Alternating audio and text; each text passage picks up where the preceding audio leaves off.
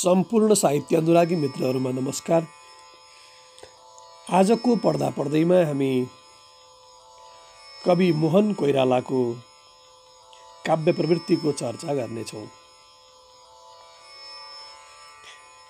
प्रयोगवादी कवि मोहन कोइराला निबन्धकार शङ्कर कोइरालाका भाइ हुन्। उनको निवारणको नाम चाहिँ ङकार प्रसाद कोइराला भनेर पुस्तकहरूमा पढ्न पाइन्छ। सम्मत 1983 मा उनी जन्मिए र 2063 मा उनको मृत्यु भयो। सुरुमा उनले संस्कृत पढेका हुन्। हेटौँडाको पद्मपोखरी माविमा शिक्षक भए 2018 सालमा। 2020 सालमा यातायात संस्थानमा नासुको जागिर खाए। त्यसैगरी 2020 सालमै नेपाली साहित्य संस्थान कार्यालय सञ्चालक भए। 2029 मा कुखुरा पालन गर्न थाले। 2031 देखि 34 सम्म नेपाल राजकीय प्रज्ञा प्रतिष्ठानमा सदस्य। फेरि 47 देखि 51 मा पनि फेरि सदस्य। अनि 55 सालदेखि 60 सालसम्म प्रज्ञा प्रतिष्ठानका उपकुलपति भए। साझा पुरस्कार 2030 र साझा पुरस्कार 2040, रत्नश्री पुरस्कार 2035 र मदन पुरस्कार 2038 यी उनका पुरस्कारहरू हुन्। साहित्यमा 2003 देखि कलम चलेको उनको। 2007 देखि सार्वजनिक भए। 2022 देखि लामा कविताहरू लेख्न थाले। उनका 100औं फुटकर कविताहरू पनि छन् र कविताका मझौला रूप समकक्षी खण्डकाव्य समकक्षी कृति 14 वटा छन्। यो उनको सामान्य परिचय मात्र भयो। देवकोटा युगमै कवित्व प्रबोधन भएको छ मोहन कोइरालामा। उनको प्रारम्भिक अभ्यास देवकोटा कालमै भएको देखिन्छ। सुरुमा देवकोटा र पछि बालकृष्ण सम, गोपाल प्रसाद रिमाल इत्यादिको प्रभाव कोइरालामा प्रशस्त देखिन्छ।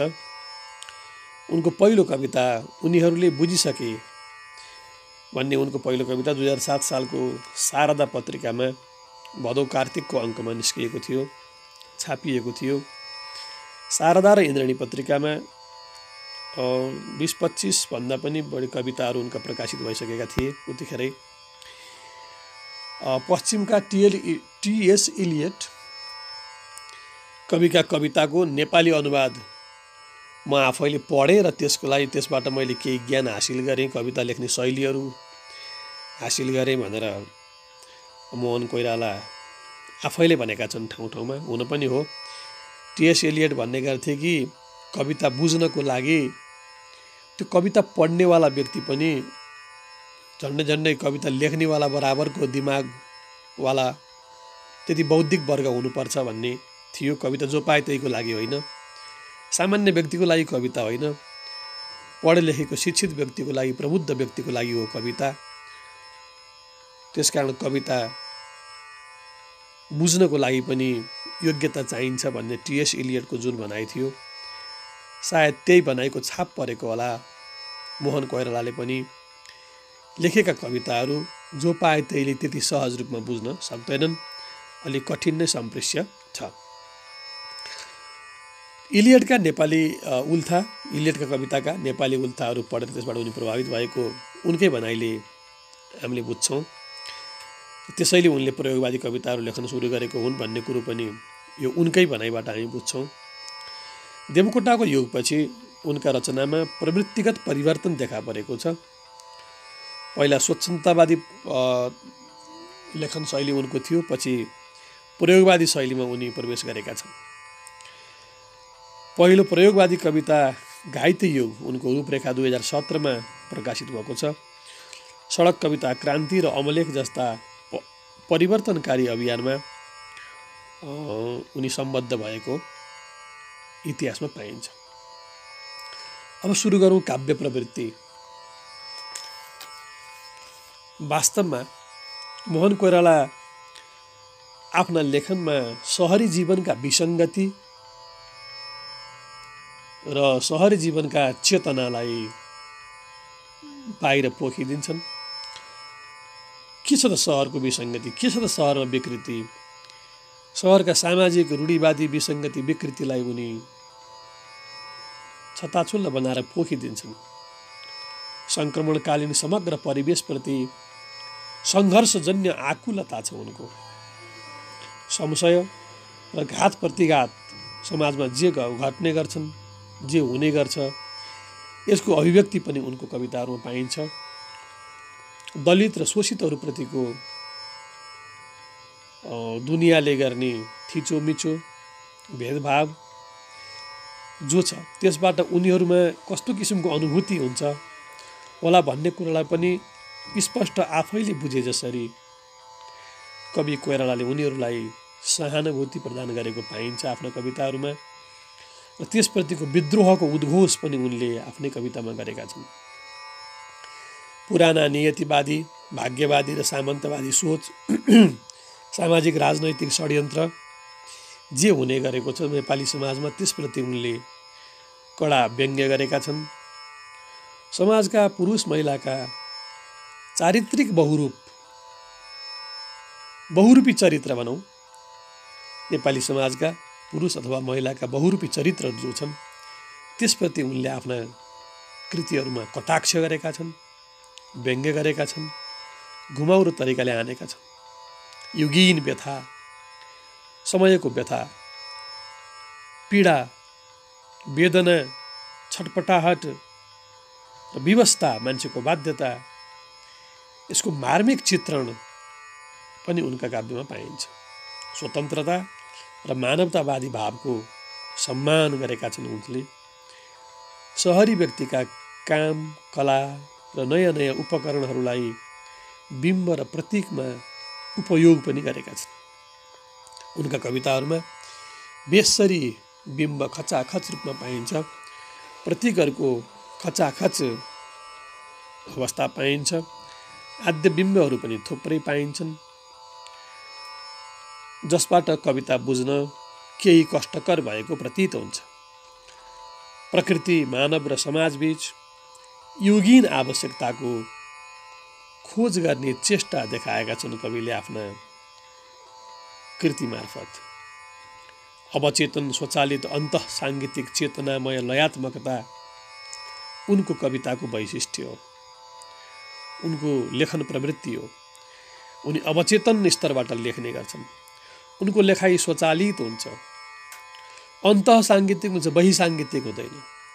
बहिर्साङ्गीतिक भन्नाले लयबद्ध, बाहिरी लयमा आबद्ध, त्यसलाई कुनै तालमा बजाउन सकिने, एउटा निश्चित लयमा सबै ठाउँमा उही लय दिएर वाचन गर्न सकिने खालको नभएर अन्तः साङ्गीतिक, भित्रभित्र ठाउँ ठाउँमा थरीथरीका सङ्गीतहरू आफै आफ कविताभित्र घुसिरहेका हुन्छन्। चेतनामय लयात्मकता, पढ्दा पढ्दै त्यस्तो लय भेटिन्छ कि जुन चेतनाले बोध गर्न सक्छ। मिठास, यो लय भन्नाले हामीले मिठास, पढाइमा मिठास प्राप्ति हुन्छ। लेख भन्ने जो काव्य छ उनको, त्यसमा झुल्किएको नयाँ प्रवृत्तिले, एउटा नवीन प्रवृत्तिले गङ्गा प्रवासमा उच्च सफलता प्राप्ति भएको देखिन्छ। प्रतीकवादी, बिम्बवादी, विसङ्गतिवादी, अस्तित्ववादी र अति यथार्थवादी प्रवृत्तिलाई एकै ठाउँमा पोको पारेर, एकै ठाउँमा गठर्क्याएर प्रयोगवादी प्रयोगशाला उनले बनाएका छन्।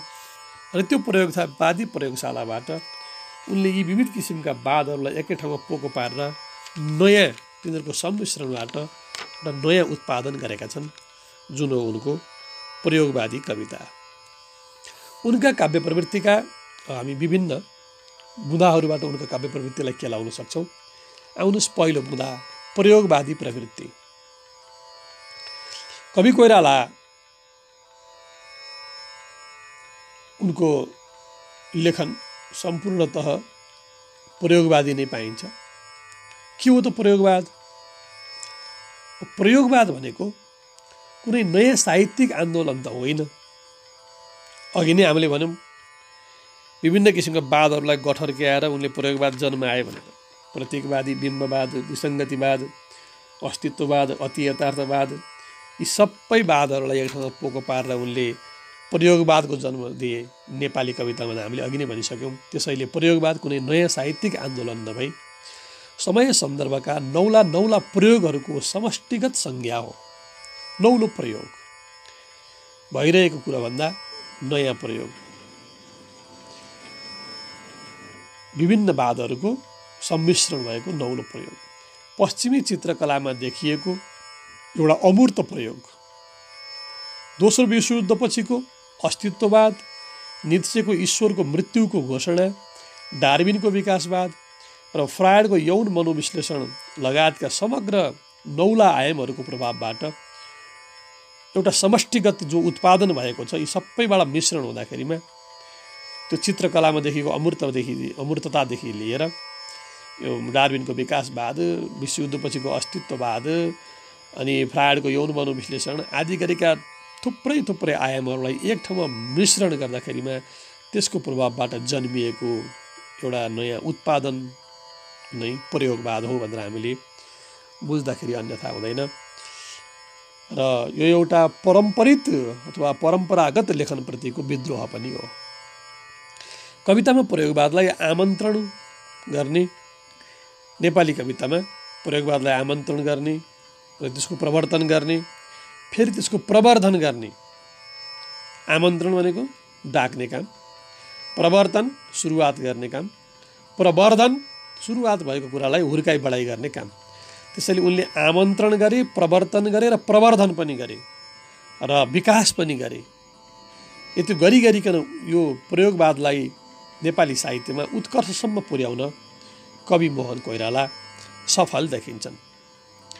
काव्यमा पारम्परिक भाषा प्रयोगमा उनले विद्रोह गरेका छन् वा त्यस्ता पारम्परिक भाषाको प्रयोगमा उनले मृत्युकै घोषणा गरेका छन्। यस्तो पारम्परिक भाषाबाट अबको कविता लेखन काम छैन भनेर। सबै कृति प्रयोगवादी लेखनका नमुना हुन् उनका। काव्ययात्राको दोस्रो चरणमा पुरै प्रयोगवादी जटिलताको सिँढी चढे उनले। पाठकले त्यति रुचाएनन्, बुझे पो रुचाउनु, पढे केही पनि बुझ्दैन, हात लागि शून्य, अनि पाठकले रुचाएनन्। तैपनि एक्लै लेखिरहे तर पछि कविता पाठककै लागि हो भन्ने उनले बुझे। उनको चेतनाले हामीले लेखेको पाठकले पढेन, पाठकले बुझेन भने त्यो के काम लाग्यो त भन्ने चेतना फेरि उनमा बिस्तारै बोध हुन थाल्यो। अनि अलि सहज अर्थ लाग्ने खालका कविताहरू लेख्न थाल्यो। प्रयोगवादी नै भए तापनि केही अलि सहज सम्प्रेष्य कविताहरू लेख्न थाल्यो। त्यसैले 38 सालपछिका काव्यहरू उनका सुबोध पाइन्छन्, सम्प्रेष्य पाइन्छन्, मर्मस्पर्शी छन्। लेख भन्ने उनको काव्यमा यौन विषय जीवशास्त्रीय पाराबाट वर्णित गरिएको छ। सूर्यदानमा अब सूर्यदान वीर्यदानमा परिणत भएको छ। हरेकमा एउटा नौलो पन छ। दोस्रो कुरा प्रतीकवादी बिम्बवादी प्रवृत्ति। 1885 मा फ्रान्समा प्रकृतवादको विरुद्धमा प्रतीकवाद जन्म भएको पाइन्छ। प्रकृतवादको विरुद्धमा प्रतीकवादको जन्म भएको पाइन्छ। नेचरलिजमको विरुद्धमा यो प्रतीकवाद भन्दा सिम्बोलिजम अगाडि आएको पाइन्छ। बाह्य जगतको यथातथ्य वर्णन गर्ने परिपाटीलाई त्यागेर, सपाट वर्णन गर्ने परिपाटीलाई त्यागेर, बाह्य जगतको जस्ताको तस्तै वर्णन गर्ने परिपाटीलाई त्यागेर साहित्यमा प्रतीकात्मक अलङ्करणको प्रयोग सुरु भएको छ 1885 बाट फ्रान्समा। अलि जस्ताको तस्तै वर्णन नगर्न, अलिकति प्रतीकात्मक ढङ्गबाट गर्ने, कुनै चिजहरूसँग तुलना गर्ने, कुनै प्रतीकहरू दिने, यस्तो चलन चलेको थियो। साहित्यमा निर्जीवलाई जीवन्त बनाउन रूपक र उपमाको प्रस्तुति, अव्यक्त भावलाई व्यक्त गर्न त्यस्तो भावको प्रतिनिधिको रूपमा कुनै प्रतीकको प्रयोग गरिन्छ, जसले पाठक समक्ष भाव सम्प्रेषणमा सजिलोपना लिएर आउँछ। भित्र लुकेको भावलाई जागृत पार्न प्रतीकले सहयोग गर्छ। यही उद्देश्यबाट उनले भरपूर प्रतीकको प्रयोग गरे। भरपूर जस्तो अब कसैको मनमा भावनाहरू मडारिरहेको छ, भावनाहरू खेलिरहेको छ, उथलपुथल भइरहेको छ भन्ने कुरो भन्नु पर्दाखेरिमा आकाशमा बादल मडारिए जस्तो भनियो भने त्यो बादलको प्रतीक, मेरो मनमा बादल मडारिरहेको छ भन्दाखेरि मनभित्रको भावना चाहिँ बादल मडारिएको भनेपछि अब भित्रको भावना कसरी मडारिएको छ भन्ने कुरो बादलको प्रतीकले हामीलाई बुझ्न सजिलो हुन्छ। यसरी प्रतीकबाट बुझ्न सजिलो हुन्छ। प्रतीकलाई राम्रोसँग चिनिएमा, प्रतीक भन्दै राम्रोसँग बुझिएन भने, त्यो प्रतीकको मिनिङ नै राम्रोसँग बुझिएन भने चाहिँ फेरि कविता बुझ्न गाह्रो हुन्छ। तर प्रतीकले सहज चाहिँ बनाउँछ। मान्छेको प्रवृत्ति, व्यवहार, सभ्यता र सोच सबैलाई उनी प्रतीकबाट बताउने खालका कवि हुन्। प्रतीकको माला नै खडा हुन्छ उनको काव्यमा। प्रतीक प्रतीक प्रतीक प्रतीक माला माला प्रतीकै प्रतीक गाँसिएर एउटा स्ट्यान्जा बनिसकेको हुन्छ। अनि त्यो विभिन्न प्रतीकहरूको अर्थ लगाउन जाँदाखेरिमा अनि क्लिष्ट बन्दै बन्दै जान्छ। प्रतीक सँगसँगै परम्परागत आद्य बिम्ब र मौलिक अप्रचलित बिम्बको पनि उनले प्रयोग गरेको पाइन्छ। त्यसैले प्रतीक र बिम्बको खाप्पै खाप्छ भन्दा पनि फरक पर्दैन। प्रतीकको प्रयोगले थोरैमा धेरै कुरा भन्न सकिन्छ। बिम्ब प्रयोगले अमूर्तताभित्र पनि अनुभूति सम्वहनमा सफलता हासिल हुन सक्छ। प्रतीक र बिम्बको यस्तो गुजुल्टो हुन्छ, त्यो गुजुल्टो फुकाउन जो पाए त्यसलाई हम्मे हम्मे पर्छ। ठुलै बुद्धि चाहिन्छ। माखे साङ्लो जस्तो हुन्छ यो प्रतीक र बिम्बको गुजुल्टो। माखे साङ्लो फुकाउन कस्तो आइडिया चाहिन्छ। बस त्यस्तै किसिमको चाहिँ चिलेर गाँठी बनाएर जेलिएको हुन्छ। प्रतीक र बिम्बको गुजुल्टो फुकाउन गाह्रो हुन्छ। तेस्रो छ उनको प्रवृत्ति, विसङ्गतिवादी प्रवृत्ति। मनुष्य जीवनको निस्सारता र जीवनको विसङ्गतिप्रति उनले दह्रो चित्रण, विसङ्गतिलाई उनले दह्रै तरिकाले चित्रण गरेको पाइन्छ। जीवनलाई भन्दा मृत्युलाई बढी नजिकबाट हेर्न चाहन्छन् उनी। जीवन त सुखमय छ, जीवन त आनन्द छ, यसलाई धेरै व्याख्या गर्न पर्दैन। तर जीवनभित्र आउने जुन भय, विकृति, विसङ्गति, ती चाहिँ मृत्युसँग नजिक हुन्छन्। कि मृत्युतिर लैजाला कि भन्ने किसिमका त्यस्ता किसिमका डरहरू त्यसभित्र रहेको हुन्छ। त्यसकारण उनी जीवनभन्दा मृत्युलाई बढी रुचाउँछन्, मृत्युलाई बढी हेर्न चाहन्छन्। जीवनको गन्तव्यलाई पत्ता लगाउन नसक्ने, भेट्टाउन नसक्ने व्यक्तिहरूको जीवित छँदाछँदै सास फेर्दा फेर्दै पनि मृत्यु सरहको उनीहरूलाई कष्ट भइरहेको अवस्था हुन्छ। हो, उनी त्यो मृत्युलाई हेर्न चाहन्छन्, जीवनभित्रको मृत्युलाई हेर्न चाहन्छन्, खोज्छन्, खोतल्छन्, खोतलेर अरूका सामु पस्किदिन्छन्। विसङ्गति देखाउन भाषाको प्रयोग पनि विसङ्गतियुक्तै हुनुपर्ने उनको भनाइ छ। विसङ्गतियुक्त भाषाको प्रयोग गर्छन् उनी। जीवनको विसङ्गतिभित्र फेरि जीवनको अस्तित्व खोज्नु पनि उनको अर्को विसङ्गति हो। उनी भन्छन् जीवन विसङ्गतपूर्ण छ। त विसङ्गतपूर्ण जीवनभित्र पनि फेरि जीवनको अस्तित्व मान्छे खोजिराखेको छ। जतिसुकै अप्ठ्यारो दुःख आइपरे तापनि फेरि ऊ त्यसलाई सहज बनाउने प्रयास गरिराखेको हुन्छ मान्छे। हो, अब यो विसङ्गत जीवनभित्र सङ्गत खोज्नु पनि के हो, अर्को विसङ्गति हो भन्ने उनको धारणा पाइन्छ। कुसंस्कार, अन्धविश्वास, विडम्बना, जातभात, यातना, डर, त्रास, सन्तास, कुशासन, सत्ताको दाउपेच, वितृष्णा, जीवनको अभावग्रस्तता, दारिद्र्य, दैन्य जस्ता समग्र सामाजिक अन्धकार बीच नै उनका कविताका विसङ्गतिका पाटा हुन् र यिनै उनका विषयवस्तु पनि हुन्। आउनुहोस् अर्को पोइन्ट छ प्रकृति र विषयवस्तुको प्रयोग। उनका कवितामा विषयवस्तु प्रकृति नै बढी पाइन्छन्। प्रकृतिको हिमाली पहाडी, हाम्रा हिमाली पहाडी भेग प्राय उन नेपालकै प्रकृतिको वर्णन गर्छन्। हाम्रै हिमाल र हाम्रै पहाडको प्रकृतिको वर्णन, तर भाषा अलिकति बुझ्न कठिन छ। जसरी प्रकृतिलाई बुझ्न कठिन छ, उनको भाषा पनि त्यति नै सहजगम्य छैन। लेख र सूर्यदान काव्यमा प्रकृतितर्फ घोटिएका प्रकृति काव्य, उनी यो लेख र सूर्यदान काव्यमा मोहन कोइराला प्रकृतितर्फ यसरी घोटिएका छन्।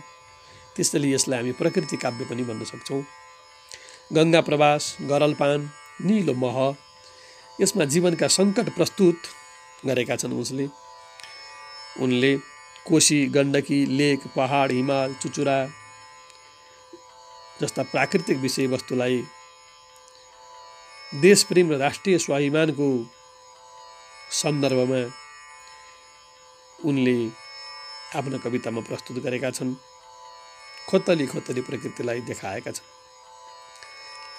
देश छाडेर विदेशिने प्रवासी नेपालीको सङ्कट कस्तो छ, के छ, नयाँ ढङ्गबाट विदेशिने नेपालीहरूको सङ्कटलाई प्रकृतिसँग जोडेर देखाइदिएका छन्। जस्तै गङ्गा प्रवास, भागीरथी गङ्गा प्रकृति हुन्, तिनीसँग जोडेर नेपाली सानी शेर्पिनीको कहानीलाई पुरा खोतलिदिएका छन्।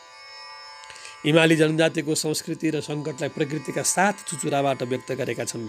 निलो मह भन्ने काव्यमा त उनको प्रकृति चित्रण अन्यभन्दा बेग्लै ढङ्गमा पाइन्छ। उनका काव्यमा सबैको जस्तो सरल र सहज किसिमको प्रकृति चित्रण भने पाइँदैन। अर्को छ जीवन दृष्टि। प्रयोगवादी कविता भएकोले उनका कविताहरू प्रयोगवादी भएकाले खुलस्त जीवन दृष्टि प्रकट भएको पाइँदैन। धेरै वाद र प्रवृत्तिको सङ्गमले उद्देश्य र अभिष्ट भद्रगोल बने जस्तो देखिन्छ। अनेक थरी वादहरू घुसाएको, अनेक थरी प्रवृत्ति घुसाएको र त्यसको सबै त्यो एउटा गुजुल्टो परेको हुनाले कहाँनिर उद्देश्य हो, कहाँनिर उनको लेखाइको अभिष्ट के हो भन्ने कुरा ती कठिन लामा कविताहरूमा पत्ता लगाउन मुस्किल पर्छ। जताततै मान्छेका निराशा, प्रेम र करुणाको अभिव्यक्तिमा केन्द्रित हुँदा मानवता नै मूल उद्देश्य हो कि भने जस्तो चाहिँ देखिन्छ।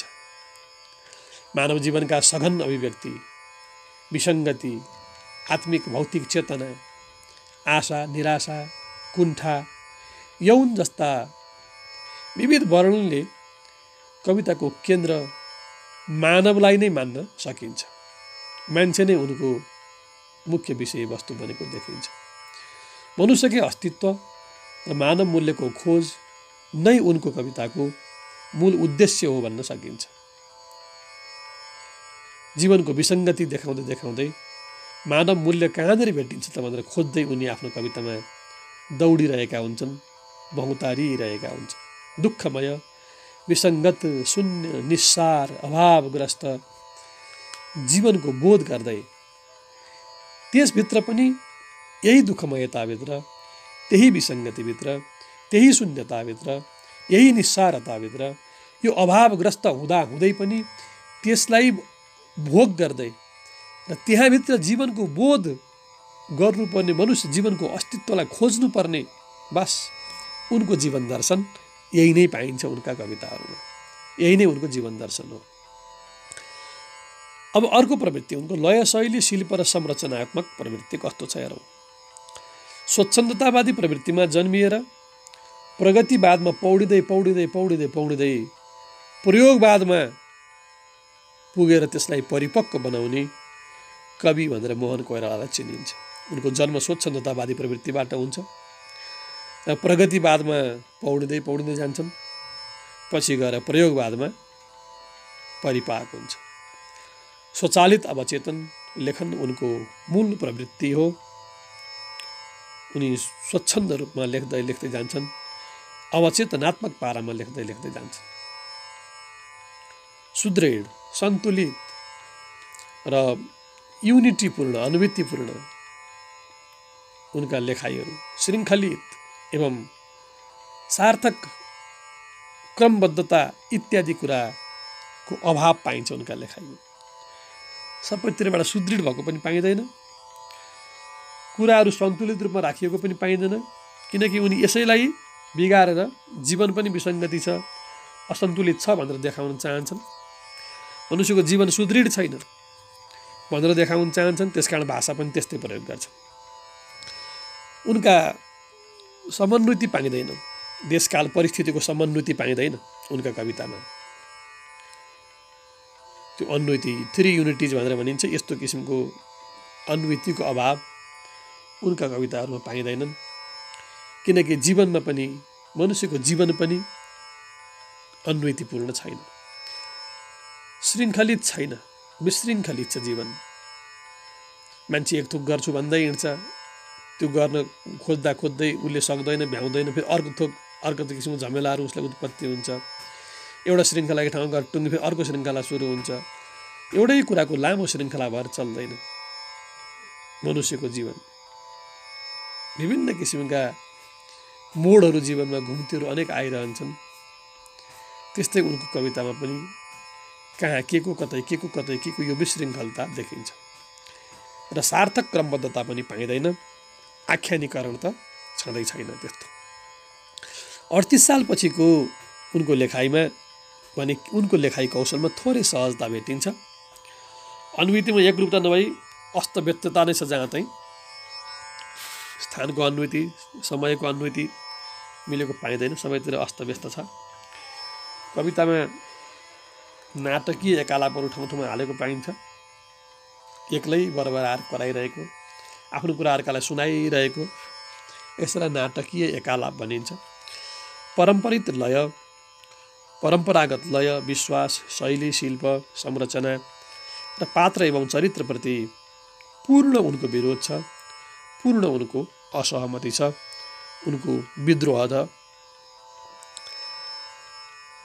यो भयो उनको लय, शैली, शिल्प र संरचनाको कुरा। अब आउँ निष्कर्षमा। वास्तवमा मोहन कोइरालाका प्रयोगात्मक कविताहरू, प्रयोगवादी धाराका कविताहरू भएको हुनाले यी पाठकसँग त्यति भिज्न सकेनन्। नदी किनारका माझी भन्ने उनको लामो कविता निस्किसकेपछि भने पाठकसँग उनी झ्याम्बिन पुगेको पाइन्छ। पाठकले पनि उनलाई रुचाउन थालेको पाइन्छ। साझा पुरस्कार 2टा, मदन पुरस्कार 1टा, रत्नश्री 1, 2022 सालदेखि 37 सालसम्म अमूर्त लेखन लेखे। बुझ्दै नबुझ्ने इलियटको प्रभाव यो उनको कारण हो। 37 साल पछिको राजनैतिक चासोले थोरै सम्प्रेषणीय लेखन थाले, थोरै बुझ्ने खालको लेखन थाले। त जे भए तापनि नेपाली साहित्य फाँटमा एकदम क्लिष्ट कवि भनेर मोहन कोइराला चिनिन्छन्। यति भइकन पनि प्रयोगवादी धाराका सफल कवि भनेर पनि उनी आफै चिनिन्छन्। अमूर्तमा मूर्त, विशृङ्खलतामा श्रृङ्खलता, अकथामा पनि कथा, अनाख्यानमा पनि आख्यान, असंरचनामा पनि संरचना र अनिश्चिततामा पनि निश्चितता, उल्टो अर्थमा पनि सुल्टोपन। बस उनका लेखनका विशेषता यस्तै हुन्। जहाँ जे छैन त्यहाँ त्यही खोज्छन् उनी आफ्ना कविता मार्फत। हस्त आज हामीले प्रयोगवादी कवि मोहन कोइरालाको काव्य प्रवृत्तिको बारेमा चर्चा गऱ्यौँ। जोडिरहनुहोला, हेर्दै गर्नुहोला। यहाँहरू सबैको विजयादशमी शुभ रहोस्। हस्त, धन्यवाद।